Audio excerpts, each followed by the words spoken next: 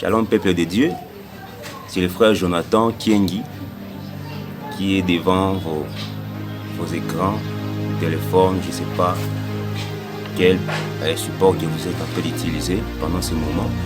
Seulement que je voulais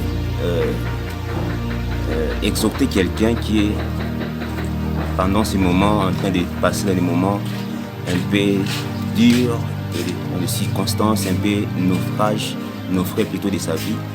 Et je voulais dire à quelqu'un qu'il y a un Dieu qui écoute réellement ta prière. Vous savez, la Bible dit dans le livre de Luc chapitre 8, versets 22 à 25, la Bible dit, le Seigneur Jésus a dit à ses disciples, passons de l'autre bord, passons dans l'autre côté du lac. Alors, cette parole-là, c'était une parole que le Seigneur les avait dit, une parole de confiance, une parole préalable, une parole qui voulait réellement faire leur foi à Jésus-Christ. Parce que même si le vent pouvait menacer la barque, même si la tempête pouvait réellement les menacer, mais puisque le Seigneur Jésus les avait dit de passer dans l'autre bord, de passer dans l'autre côté du lac, alors ils ne pouvaient même pas avoir peur. Pourquoi? Parce qu'ils avaient une parole préalable. J'aimerais dire à quelqu'un, pendant les difficultés qui arrivent dans ta vie, tu dois avoir les paroles du préalable de ta vie. C'est-à-dire les paroles du préalable, ce sont les paroles qui te fortifient, qui te donnent la force pendant que tu seras faible pendant ta marche avec le Seigneur Jésus. Les paroles du préalable, ce sont des paroles que le Seigneur t'a dit lorsque tu as donné ta vie à Jésus-Christ. J'aimerais dire à quelqu'un pendant ce moment, le moment où tu passeras dans les ténèbres de ta vie, dans le moment où tu passeras dans les tourbillons, dans la tempête qui pourra réellement menacer ta vie, j'aimerais te dire, il faut seulement saisir cette parole du préalable que le Seigneur t'a donnée. C'est ce qui fera ta force. La Bible dit, puisque le Seigneur les a dit, passons dans l'autre barre, dans l'autre côté des lacs.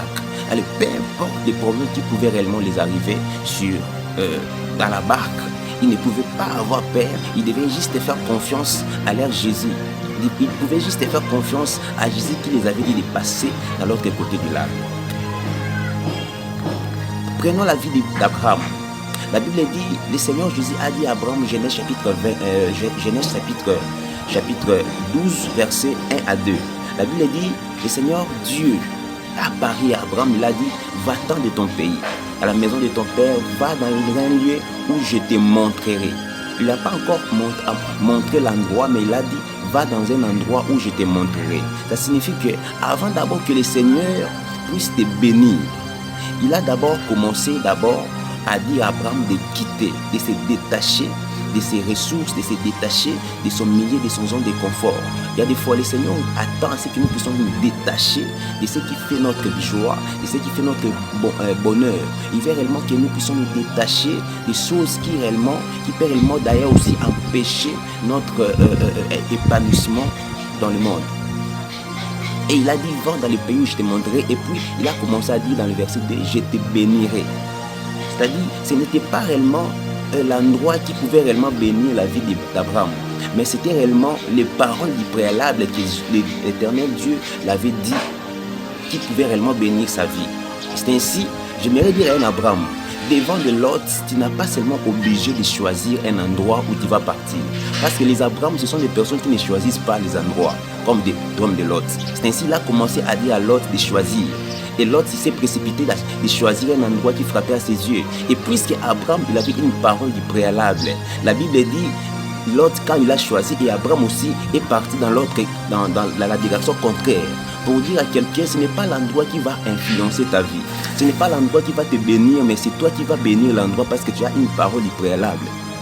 Alléluia. Dans les circonstances dures de ta vie, tu dois seulement te souvenir des paroles du préalable, ce qui fera ta confiance en Dieu pendant les moments des épreuves, comme les disciples dans la barque. Et si cette parole réellement a béni ta vie, tu n'as qu'à dire Amen là où tu es, et tu n'as qu'à faire confiance à Jésus qui a réellement tous les mots de ta vie, qui a réellement tout l'itinéraire de ta vie. Et l'itinéraire de l'homme, n'appartient pas à sa façon d'étudier ou soit en fait à son milieu réellement de vie.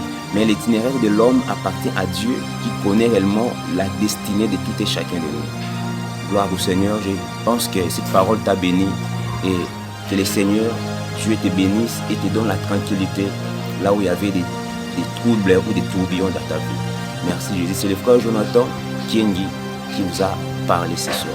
Merci.